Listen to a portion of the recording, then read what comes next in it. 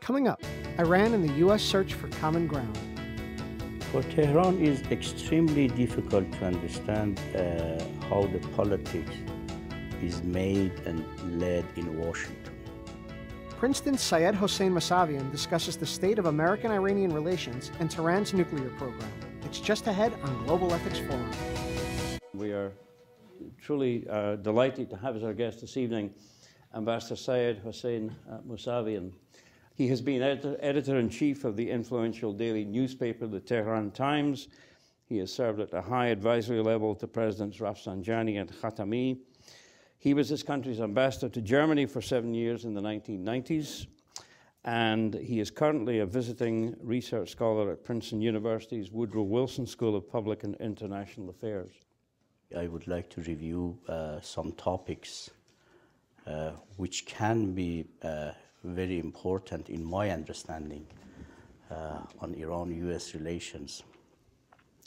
The first issue is the fact that despite hostilities between the two administrations, two states, during last 33 years, Iranian nation has remained positive toward Iran-U.S. relations. I do not need to talk for you about the anti-Americanism in Middle Eastern countries, in Arab streets, in Muslim streets. In Iran, the case is a little bit different. I believe this is a big asset for the future of Iran-U.S. relations, which unfortunately none of the administrations, U.S. administrations, after revolution, they have never capitalized on this asset.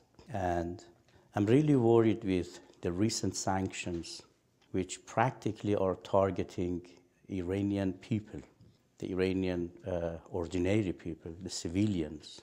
I'm worried the U.S. would put at risk this asset. If the two administrations, they cannot make the relations, perhaps the best they can do, they can open up every possible relation for nation to nation, people to people, civilian diplomacy. I mean, this, I'm confident, after some years, would lay a foundation for a new relation for Iran-U.S. The second issue is about state-to-state relations, administrations, governments. Despite of the fact there is huge mistrust, if you want to call it mistrust or misunderstanding or miscalculation or misperceptions, whatever you want to call it. But the fact is there is mistrust and hostility between the two administrations continuously after 1979. But for me is very important to refer to this fact that every administration in last at least 20 years in Tehran, they have approached the U.S. for a grand bargain. Whether this has been Rafsanjani, a moderate president, or Khatami, a reformist president, or Ahmadinejad, as here in the U.S. they believe he is a radical president. But they all have approached the U.S. administration for a broad dialogue, for a grand deal, which the U.S. has declined. The third issue is about regime change. Iranian prominent politicians, they are convinced the core policy of the U.S. since 1979 has remained regime change. Even with Obama's policies for engagement, when they see a president with engagement policy impose the harshest sanctions and pressures ever against Iran, this is practically a vindication for their concept, their understanding that it doesn't matter a president like Bush or a president like Obama. And as long as this perception remains, many politicians, I mean former politicians, when I have met, they also confirm that this is, in practice at least in practice, this has remained, this has been the core policy of all U.S. administrations. My fourth point is about dual-track policy. I personally would like to leave President Obama personally is not after regime change. His intention is not regime change. Even if I'm right, his dual-track policy is a big problem. I mean, the dual-track policy is the policy President Bush also was following. A president which believed Iran is axis of evil is following dual-track policy, and the president which demonstrates engagement also follows the same policy. If the U.S. administration is genuine for a real talk, a real change in the relation, at least for the period of engagement, they should put a halt on hostilities. And you cannot follow both. Specifically, unfortunately, on Iran at least, the U.S. is very developed. When it comes to sanctions, they are extremely prepared, organized. They know very well how to make sanctions, unilateral sanctions, multilateral sanctions, pressures. They know how to manage the United Nations Security Council. They know immediately, within 24 hours, how to manage legislations in the Congress. They know how to pressure international community to follow the U.S. But when it comes to diplomacy, they are really naive. How to make diplomacy with Iran. They really don't know how to change the counterproductive policy of last 33 years. Therefore, when they say dual track, pressure and diplomacy, in practice, 95% is pressure, 99% is pressure, and 1% or 5% is diplomacy. That's why it doesn't work. The minimum should be balanced. The fifth point is the disputed issues. Certainly there are disputed issues between Iran and the U.S., from peace process, Israel, terrorism. But at the same time, if not more, there are issues of common interests between two countries. And unfortunately, during the last 33 years, the U.S. has been focused on disputed issues. And they have not capitalized on the common interest issues, except a very short period in Afghanistan affair in 2011, which they cooperated. The result was terrific. But I do not see a major cooperation between two countries during the last 33 years on the issues of common interests. Even during President Obama, he has been concentrated on nuclear issue, which is a disputed issue. And in practice, again, all common interest issues have been hostage to the disputed issues. Again, here, this is something we have to rethink. I'm talking about both administrations in Tehran and Washington. To build, definitely there is a mistrust, a mutual mistrust. Iranians also, they have their own legitimate reasons not to trust the U.S. But to create mistrust, to start from disputed issues, this is not a good starting point. They need to start from the issues of common interest, whether they have, in Afghanistan, definitely there are many issues of common interest. Security stability in Iraq, even the security of energy, stability and peace in Persian Gulf, fighting drugs, drug trafficking. We can have a long list of common interests between two countries. My sixth point is about a piecemeal approach. Whenever the U.S. has tried to approach Iran for rapprochement, they have been proposing piecemeal approach. They have never approached Iran for a broad dialogue. While Iranians, they are looking for a comprehensive package, a dialogue on broader issues. I believe Iranians are right, because our problems are not limited to the nuclear issue. Even is not limited to terrorism. We have many problems on bilateral relations, regional issues, international issues. That's why we need to sit together to discuss all issues, all concerns that both parties they have. And my last point is about Israel, which I believe is the most important obstacle on Iran-U.S. relations because of a big misunderstanding or big mistake Israelis they have. Israelis, they want to take Iran-U.S. relations as a hostage to Iran-Israel problems. I mean, they want first issues, problems, conflicts between Iran and Israel to be resolved, then they want the U.S. to have normal relation with Iran. Here is a big mistake.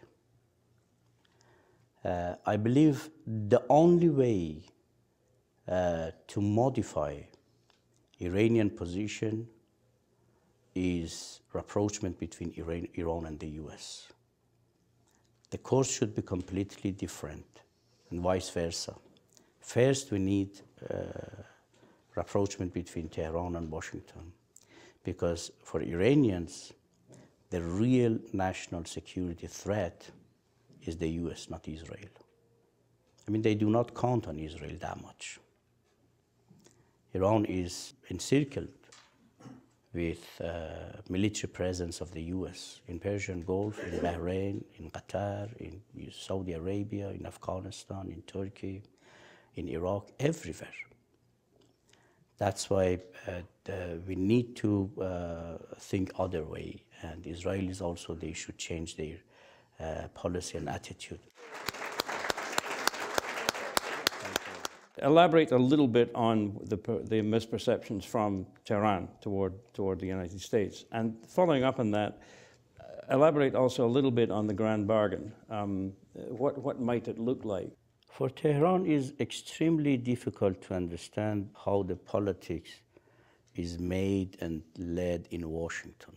When they see Obama is introducing engagement policy, and as a president of the United States propose a direct negotiation without threats, pressure with Iran, and at the same time, the most hostile legislation is passed by Congress, or when they read in New York Times, a New York Times report, the first month Obama came to office, he signed a directive to increase covert actions against Iran. You know, they are completely confused what's going on. And I was reading one of the Iranian speeches of Iranian Supreme Leader saying that we don't know who is deciding in the US, who is the decision maker, and we don't know what's going on there. This is exactly the same problem Americans they have. They say we don't know whom we should talk in Tehran, which I believe the situation in Tehran is a little bit, maybe more than a little bit, promising, because in Iran, at least we have one ultimate decision maker. And in Washington, we don't. I mean, Obama has been continuously challenged by pressure lobbies. I do not need to name them, Congress, and also the media, unfortunately, is very, very negative and completely one-sided against Iran. On broader deal, We have many issues, David, in our bilateral relations. For me, being involved in Iranian politics for more than a quarter century, it is true during last 4 or 5 years, the nuclear is issue number one. But I never forget, during the presidency of Rafsanjani, while there was no nuclear problem, we had weapons of mass destruction as a general problem. But the peace process was a very key issue. The Americans everywhere, every time they were raising Iran, threat number one for national security of the United States, because Iran is disturbing peace process. During President Khatami, terrorism was big issue. Khobar, explosion in Saudi Arabia for 3, 4, 5 years took the lead issue, blaming Iran. I mean, in every period, the US has been able to bring up one subject, human rights or terrorism or nuclear, and even if there is a solution to nuclear issue, David, I'm sure Washington would be very professional to find another issue to raise and to make it number one issue in order to continue the current policy. That's why I believe we need a direct talk first. We need to put all Iranians, they have their own concerns about the US behavior and the US policies. In a fair, direct talk, based on mutual respect, non-interferences, equal foot. They should sit together and put all issues on the table. And to start from the issues of common interest, the cooperations should start practically. I mean, they cannot solve all problems in one night. It's clear. Even they may need to continue negotiation for months. But at the same time, in parallel, they need to have some positive, constructive cooperation, which I believe that the issues of common interest. When Iran and the US, shoulder by shoulder, they are fighting against drug trafficking, or even if for the US, war on terror, war against Al-Qaeda, still is national security issue, priority issue in national security. For Iran is the same, fighting Al-Qaeda. When they shoulder by shoulder, they fight against terrorism, in bracket Al-Qaeda, this would create a lot of trust and would help to conclude a broad deal together. Is there any way that Iran could implode and bring down the current regime based on youth energy? I don't believe so, because not only youth, politicians, even oppositions, they are not after regime change. I mean, the situation after disputed election of 2009. Everywhere you were reading about green movement, when 3 million people, they came to streets of Tehran. And many prominent foreign policy experts here in the US, they wrote in 2009, 2010, that regime change is inevitable. When I was asked, I told them, you are very naive to think this kind of demonstration would bring a regime change to Iran. Who are the leaders of green movement? Khatami is a cleric. Karoubi is cleric. Who is going to bring clerics down? The leader of moderates, Rafsanjani, is cleric. The leader of conservatives are clerics. Clerics, they have their own differences, like the differences you have in Congress, in White House, in Washington. But who is going to, regime change is not going to happen, believe me. Because the Iranian nation, they want reforms, they don't want regime change. They had already done with their revolution. They were the first country to bring revolution in 1979. And definitely they are not happy with the economic situation. It's clear. I mean, when I have been asked about sanctions, I very clearly say sanctions have hurt and would hurt the people.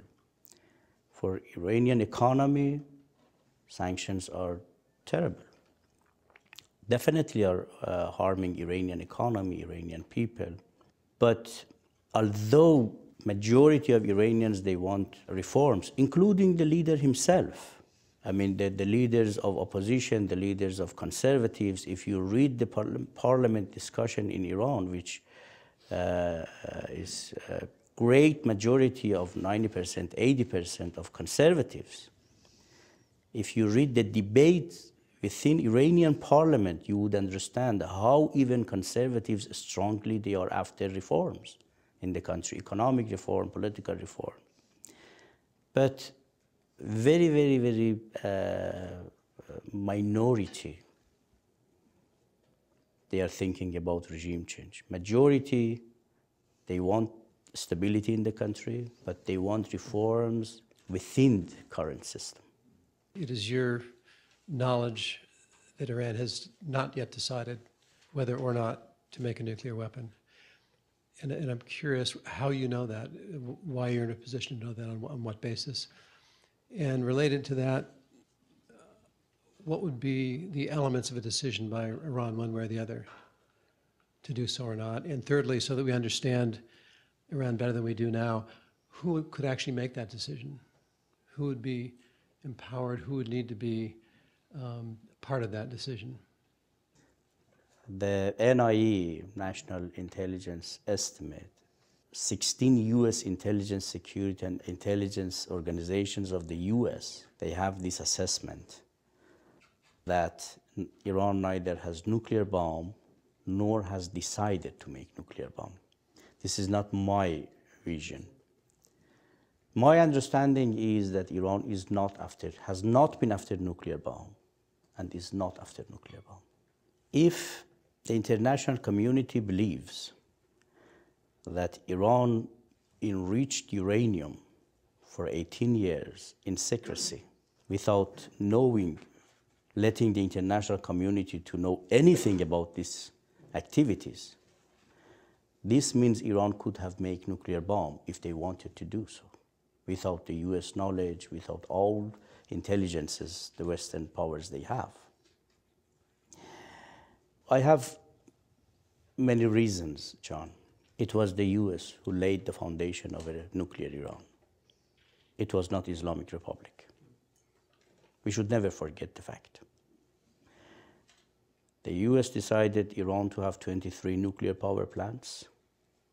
The US supported the Shah to have enrichment facilities, and they knew very well the Shah is after nuclear bomb.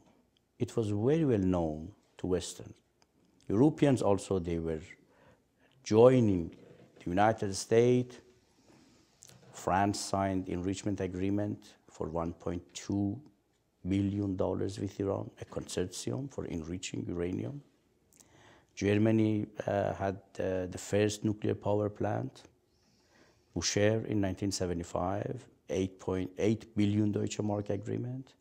The US built the first Iranian nuclear facility, Tehran Research Reactor, in 1967. Revolution stopped all these projects. It was not the US. Right after revolution, the revolutionaries decided to stop ambitious nuclear projects of the US and the Shah. They said this is imperialistic plot against Iran to have nuclear bomb, nuclear enrichment, everything. Therefore, you can understand, you should have in your mind the first reaction of revolution toward nuclear policy of Shah and the US. My third issue is about the war, John. You remember Saddam Hussein used chemical weapons. Over 100,000 Iranians, either they were killed or injured by chemical weapons. Unfortunately, Americans and Europeans, they provided material and technology for Saddam Hussein to use weapons of mass destruction against innocent Iranian people. Tens of thousands of people, they were killed or injured. But when the military asked the supreme religious leader, that time was Imam Khomeini, you remember, to reciprocate based on the same religious belief, he prevented Iranian military to reciprocate with chemical weapons. My argument is here, John. When you have a war and your enemy is using weapons of mass destruction, killing tens of thousands of your civilians, and the religious leader stops you to reciprocate just because of religious beliefs, isn't this a credible evidence for you? Do you want really more credible evidence? Ayatollah Khamenei fatwa is exactly like Imam Khomeini's fatwa. There is no difference. He issued the fatwa against all weapons of mass destruction in 2003, 2005, 2010, 2011. He repeated even just some months ago. Thank you, and please join me in thanking Ambassador Mousavian for his candor and insights.